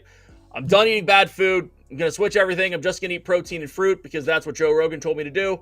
And I'm going to work out 5 days a week. And I'm not going to let anyone knock me off this horse. And that works for people. So there isn't a be all end all. But like the real big thing, and you hit it, is sometimes we beat ourselves up. And this is literally something I've been dealing with a lot recently. Let's put it this way. I realized that I beat myself up a lot and I probably shouldn't because I actually do some okay stuff. It's not easy. It's really not easy to fall into that place where it's like, I should have done it better. Should have done this. Really should have. I only got one TikTok out today. I can't believe I only put out 4 Instagram reels it's really easy to talk yourself down. And you got to change that inner dialogue to, I actually put out 4. I've put out 6 of 7, put out TikToks on 6 to 7 days this week. And 2 of them I put out 2. So cool. It's really over the 1 a week that I want. Right. But you can't take the consistency thing too seriously until you start getting momentum. And when you have that momentum, it's a lot easier to keep moving forward. So don't beat yourself up and be as consistent as you possibly can. Be excited when you do put out 4 or 5 videos. And as much as we all love and look at and are analytic focused, and because that's why you get into this and you worry about numbers and you want to get to 1,000 and you want to do this and you want to do that. Your message is more important. The entertainment value you're bringing people is more important. The information you're bringing is more important. And you'll eventually find those people that you resonate with. And I mentioned the 10,000 hours thing.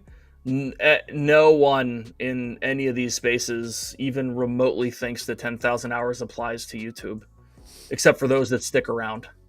Right. Like I said, I've been doing podcasts for a long time, and it's translated relatively well to the live streaming stuff. I think I do okay talking. I think I talk too much sometimes, and need to listen more. That's something I need to work on. But again, it's taken years and years and years to get to this point, to actually make sense when you're talking. And it's the same with all this other stuff. And, just because you've made 1,000 TikToks doesn't mean you've even scratched the surface on perfecting the art. And everyone thinks that everyone's an overnight success. But if you go back and look at what Mr. Beast did to get to Mr. Beast fame, Mr. Beast put a boatload of time into figuring out YouTube. Yeah. And so have thousands of other people that have succeeded in the niches in which they are. So keep driving forward and don't get mad at yourself. Yeah, that's true. You show up and you discover these creators on YouTube and you see their stuff they're doing. You're like, wow, they're so good. They're so popular. How'd they get there? Well, sort their videos by oldest and go look at their old stuff and you'll see how they got there. Yeah. Mm-hmm. I don't have much to add to that. One thing that I do think, and this is the coach in me talking, right? I think we see a lot of YouTube educators and coaches talk about consistency, how important it is to be consistent. And I've done it. I talk about it, that you have to be consistent. You have to do this on a consistent basis. You have to show up. You have to post. But what not too many coaches will say that I will also say is, if you miss a day, if you miss a week, it's okay. Mm-hmm. Because there is things like mental health. There is things like burnout. There is things like, I don't feel like doing this today because whatever. I'm discouraged because this video didn't do well or whatever, right? Right. There's a danger in forcing yourself to be consistent and not taking a break, and that is burnout, and then you don't want to do it again. So I'm a coach that will tell you, yes, consistency is important. Make sure that you're posting. And that consistency for you, if that's once a week, obviously this is a long form talking YouTube. If that's once a week, if that's once every 2 weeks, that's okay. Obviously understood that the more you post, the faster you could potentially grow. But if that's what consistency looks like for you, then do that, because that's what's going to keep you at it. And then probably one day consistency will change, right? You'll go to once a week, or you'll go to 2 times a week, whatever. You'll be ready to do that. But don't beat yourself up if you don't do that now. And if you do miss a day, that's all right. Get some rest. Get back up tomorrow. Get back up next week and do it again. So to that point, and I'm a huge fan of Gary Vee. I said that. I will say it again. And the one thing that I've always, strove to be is that consistent and that good of quality of putting stuff out regularly. And I listen to his podcast a lot on the way to work because it's usually about 15, 18 minutes. That's what my commute is. It's perfect. It's good stuff. And I was listening to one, and he was on some show, and he went into the fact that he was talking about consistency, and he's like, I stopped creating for 3 years and then got back at it. And that struck a chord with me because, again, it sometimes takes a heck of a lot to start back up. But that was like, sometimes you need permission outside of yourself, right? And it definitely was that for me.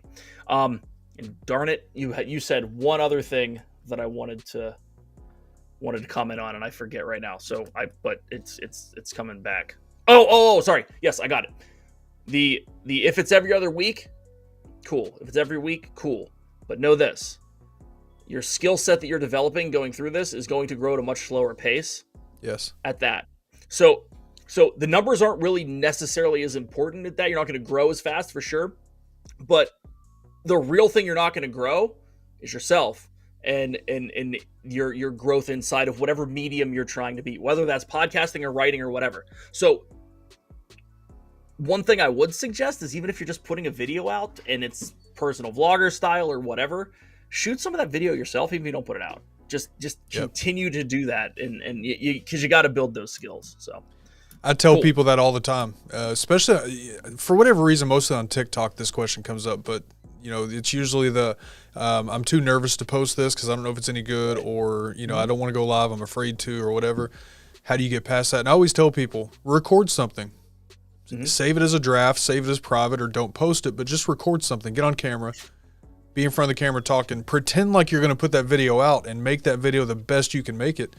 Yeah. And if you don't want to post it, don't post it, but you at least got some reps in, you got some practice, and you can use that for the next video that you may post. So absolutely agree 100%. Tommy, does quality outweigh consistency? Does just showing up help if content is subpar? So for me, this is always a fine line to walk because quality is definitely important. The more quality your videos become over time, the better you're going to be.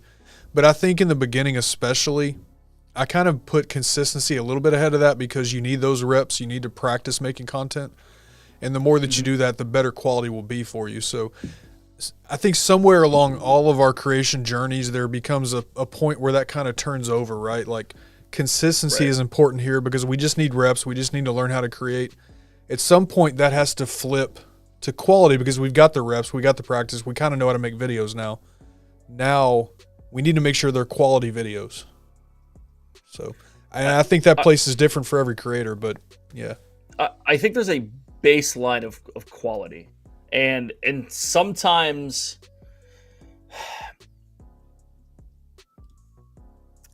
and I think that baseline this is tough for me too, because I am by no means a perfectionist, though I do look at some things and say, I don't know. But I will say your bar of what quality is goes up as you produce more. So I think getting reps out there is important.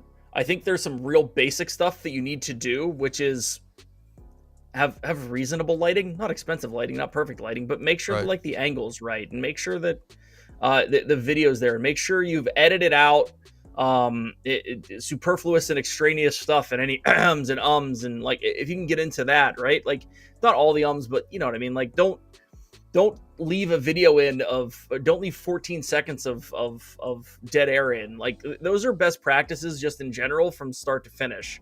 So I think from a quality standpoint, that's important. But at the same token, your first video isn't going to be great. No matter how much time you put into it and think it's perfect, it's not. Right. But it's going to be good for you at that moment. And you need that moment. You need to post it. You need to work on all the stuff that's around it, and you need to work on your voice. And if you're too caught up on making it perfect, you're never going to make it perfect ever. And you're never going to have the skills to make it the best that you can because you haven't given reps and haven't put reps in. And we always I again, we're talking about personal growth here, right? We're talking about not getting down on yourself and whatever. I grew up in a household where failing was bad, and it's been a hindrance to me personally, professionally, all that stuff, because I feel like I can't fail. And once you get into the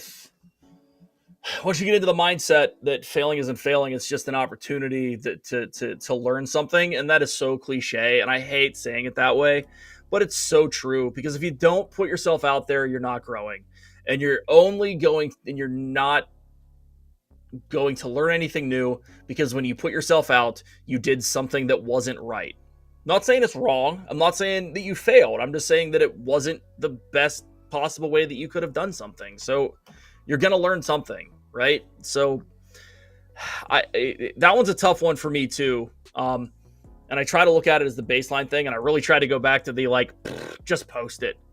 Yep. You have zero followers anyways.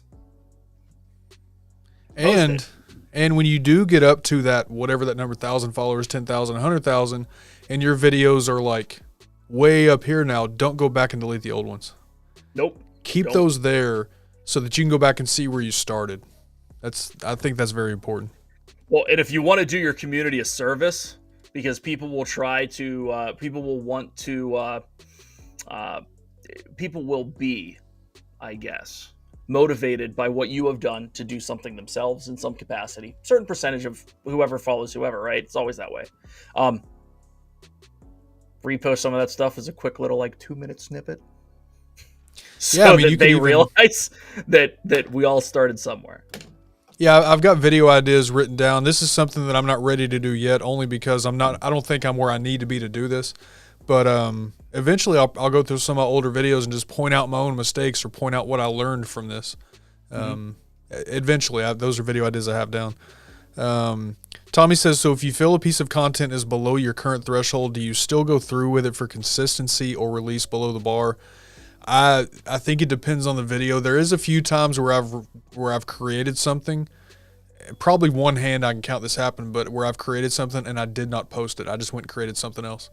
But I think if it's, again, it depends on where you are. If you're a new creator, if you're at this, I don't know, 100 subscribers, you got 10 videos out there, 20 videos out there, 30, whatever. I think unless it's just really, really, really awful, post it.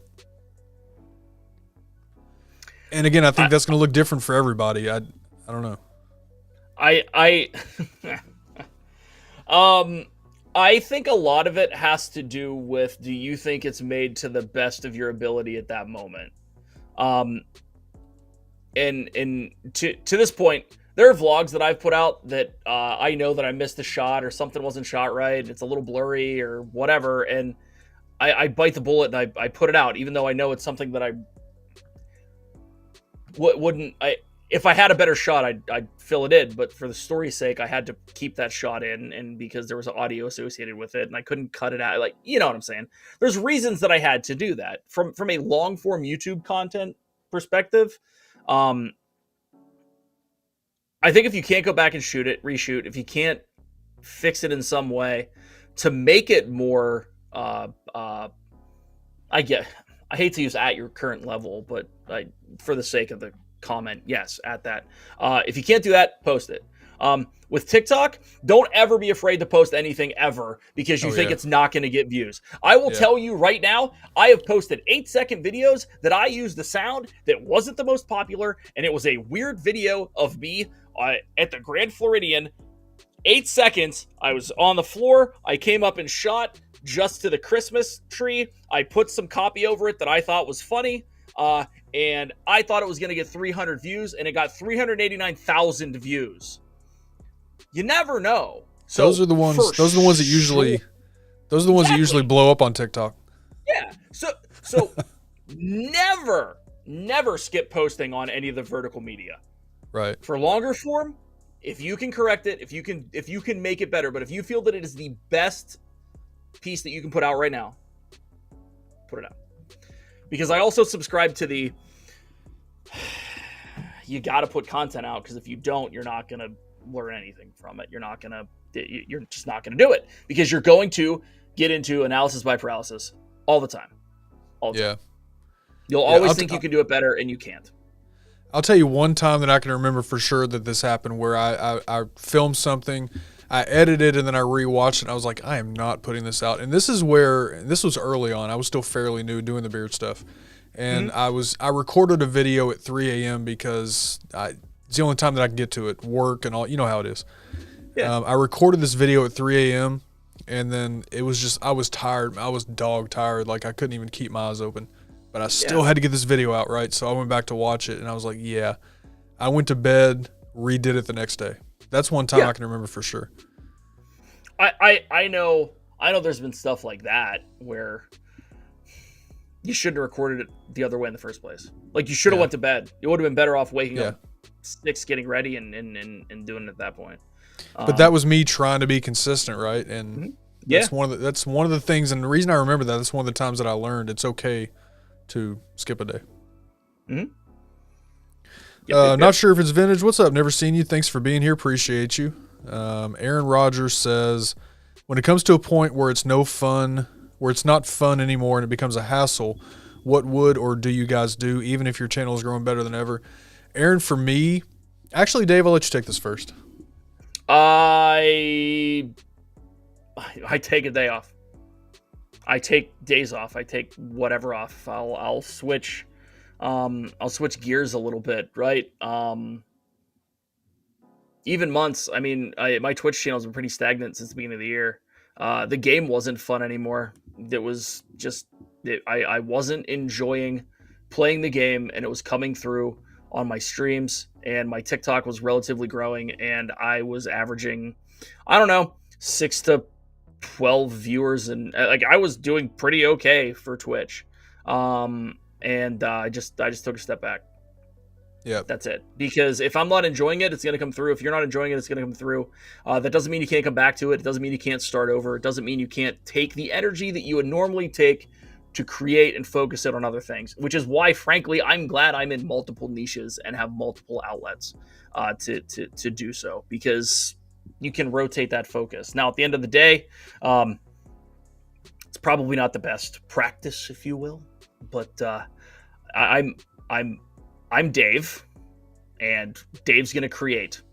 I can't tell you what Dave's outlets are always going to be, but I'm going to create. And if I'm not having fun when I'm doing, I'm going to find something that I am going to have fun doing. So, yep. What I would say to that too, agree with everything you just said. What I would also say to that is this is where I think as creators, you'd have to ask yourself, why are you creating content? If we're talking... So if you're talking basically kind of what Dave was just talking about, like if you're just tired right now, you're not having fun right now, will you get back to a point where you're having fun with it? Possibly, probably. But let's say that I'm going to assume, Aaron, that you're talking about it's just completely no more fun. Like, I don't like doing this anymore. I think you have to ask yourself at that point, why are you creating content? If you're creating content because you're passionate about the topic, because you want to serve others with that, you want to help others, you want to make others laugh, whatever your content does, is that why you're doing it, or are you doing it for other reasons that aren't that, right? That aren't as motivating? Why are you creating content? If you're creating content for the right reasons and you're passionate about what you're doing, then I honestly don't believe that if those two things are both true, that you would ever get to a point to where it's permanently no more fun. Now, you may have some slumps for a couple of days or even a week, but I think you'll get back to it. If it's not fun anymore, then why are you creating, and are you in the right niche? And I think those are questions you have to answer. Now, if you're creating for the right reasons and you do love the niche, then it's probably a temporary thing. Take a break, get back at it.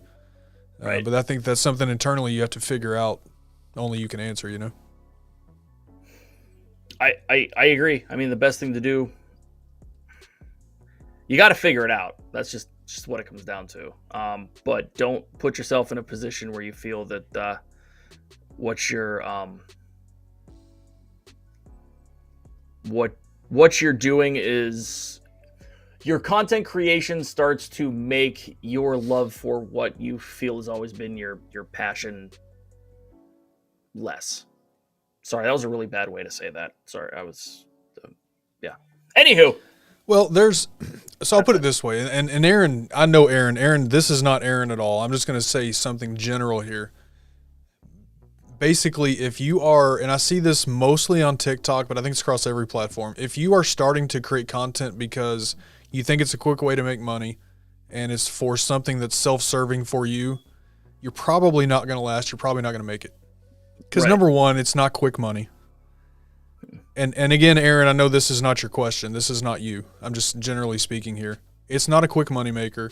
And if you're creating content that is only self-serving, if you're not creating content to serve others, to bring value to somebody else, to solve their problems, to make them laugh, whatever your content does, if your content platform is self-serving, 100% you're not going to last. Mm-hmm. Agreed. Because you're not going to build community that way. You're not going to, it's just not going to work. So I think you have to figure that part out first. And there are a lot of people that start creating content for those reasons. They think they're going to make money real quick. Most of the time they figure out that's not the case and they disappear. Exactly. And again, Aaron, I know that's not you. And Aaron, you've been dealing with a lot of stuff. I know you've been dealing with school and jobs and stuff like that. So I get it, man. Yeah. Tech Troublemaker took an 18-month break on his podcast. Did not mean to, but I did. Lost so many viewers. It's slowly growing again. Yeah, and you'll probably rebuild that for sure. Yep. Bigger and better. All right, Dave. So we had a question in here, and I'll just do it this way. So somebody was asking about your TikTok. So here's what I did. Dave, I'm going to throw this up on screen. I could not get everything in here. Yeah, let people know where they can. I do have the link tree linked at the top, so it is pinned to the top of the chat, and I think that link tree takes you everywhere. But the link tree takes you everywhere for Brandy and Dave, for sure. So YouTube, Brandy Dave, at Brandy and Dave on TikTok, Instagram, and on Twitter it's at Brandy_and_Dave because there was already a Brandy and Dave. They took everything. So, that's that. Is there another one? No. I'll make sure that every single link gets into the description of this video. They're not all there right now, but I'll make sure that they're all there. So if you guys want to check it out, when this stream is over, give me about 5 minutes just to be safe, and I'll have all those links there. Yeah. So that's for Disney content. If you're interested in Dis and That, which is the live stream-esque podcast-ish show, Irreverent Disney with Steve from Steve's World and Shep from According to Shep, that is on YouTube, youtube.com/disandthat 4 DISNTHAT 4. That is Wednesday nights, 9 p.m. Eastern Standard Time. Lots of fun there. Sometimes we're on topic, most of the time we're off, and we just talk a lot. So it's fun. It's a good time. And if you're into gaming at all, I do have a Twitch, which is the Dave Daily, twitch.tv/the Dave Daily, and then associated other outlets, I guess. So TikTok, the Dave Daily, and Instagram, the Dave Daily 58, where I post whether or not I went to the gym that day, and that's about all I post on that. But the stories are fun, and it's my way of being accountable. So there we go. So True North, if you give me about 2 minutes, I'll say 2 to 5 minutes when the stream is over, I'll make sure all those are in the description. I just couldn't fit all those on that graphic, so you have a lot of links. Oh, yeah. Well, I sent you like 42 of them, so. It's crazy because someone will be like, do you have Instagram? I'm like, I have like 7. Which one do you want? Like 5 of them are just dumb. Like, I don't even know why. I have old personal ones that I don't use anymore. Like every time I come up with a reasonable idea, I just grab all the official handles. And then you follow me from one of them today, and I was like, oh, who's this? Oh, this is Dave. Yeah, right. Well, no, the Dave Daily. That's the Twitch one. That's the real one. So. Yeah, I was only following Brandy and Dave, and I think you were only following me from Brandy and Dave. Yeah, it was. That's how we got to know each other. So. Yup. So yeah. All right, Dave. Well, hey, I appreciate you coming and hanging out. I think it's been a great conversation. It was a lot of fun. I have a feeling you and I could probably stream together at some point and still talk another 2 hours. I'm pretty sure we could. That's what Yeah. I do. Just talk. Whether or not there's any, like, I don't know, real substance to what I say, different story, but I'm here. So What's up, Pearl what's up? Manhattan? Great to see you. She said, hey, look, it's a Dave. Hi, Pearl. How are you? What's up, Pearl? But yeah, man, thanks so much for having me. I had an absolute blast. I always love talking content and content creation. I by no means am an expert, but I'll gladly throw my opinions out there. So There we go. You're All the right, you coach. guys. Yeah, Pearl says Dave can talk for days. That's what makes the good shows, though, you know? All right, you guys. So, hey, Friday, we'll be live Friday night, 9 p.m. Eastern for Just Stream With Me, YouTube channel reviews, Q&A. That is every Friday, 9 p.m. Eastern time. So we will be here Friday. We got the Just Hit Record creator community, justhitrecordofficial.com. Those links are in this video and every video in the description. It's a private creator community that anybody, if you're a creator, free to join. A lot of good people in there giving advice, asking questions, answering questions, all that good stuff. So come hang out, feel free. Do have one-on-one coaching available on the website. And that website, kenthecontentcoach.com. My email is ken@kenthecontentcoach.com. All my social medias are in the description also. So check that out. Appreciate you guys hanging out for 2 hours. It's been great. Thank you to everybody that's been here. Everybody that was new here, thanks for coming and hanging out. And, of course, one more time, Dave, thank you, man. Thanks, man. Appreciate it. Had a blast, All right, you guys. as always. Always. Oh, wrong song. See, I'm messing up the end of my show. You like that? That's the right song. All right, guys. Well, hey, thanks again for hanging out for this 2 hours. Listen, go be a positive light to somebody this week. There's enough negativity in the world. Somebody needs you in their life to be positive, so go be that for them. Take care of yourselves. Take care of each other. Just hit record, just like Dave said earlier. We'll see you guys on Friday.